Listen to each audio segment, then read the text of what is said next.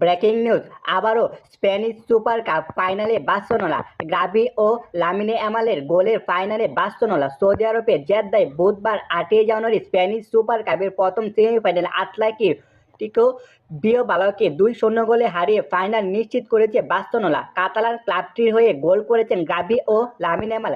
King Abdullah sports সিটিতে শুরুতে বিলবাওকে চেপে ধরেছিল বার্সেলোনা। একের পর এক আক্রমণ করে বিলবাওকে কোণঠাসা করে ফেলেছিল ফ্রিকিকের দল। প্রথম গোল পেতেও বেশিক্ষণ অপেক্ষা করতে হয়নি বার্সেলোনাকে। 17 মিনিটে আলজান্দার বলে পাস দিয়ে ডি বক্সের ভিতরে গোল করেন গাভি। চলতি মৌসুমে তার প্রথম গোল। 24 মিনিটে দ্বিতীয় গোলে দেখা পায় গিয়েছে বার্সেলোনা। তবে বিলবাও গোলরক্ষক সিমেনোনের ডাবল সেভ বেঁচেও যাও তারা।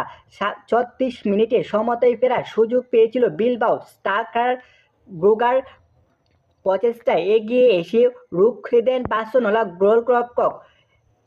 দ্বিতীয়বারের মতো ফাইনালে উঠল বার্সেলোনা। খেলাধুলা টুকরো টুকরো খবর পেতে এনসাইক্লোপিডিয়া স্পোর্টস নিউজটাকে সাবস্ক্রাইব করে আমাদের পাশেই দেখুন। ধন্যবাদ এভরিওয়ান।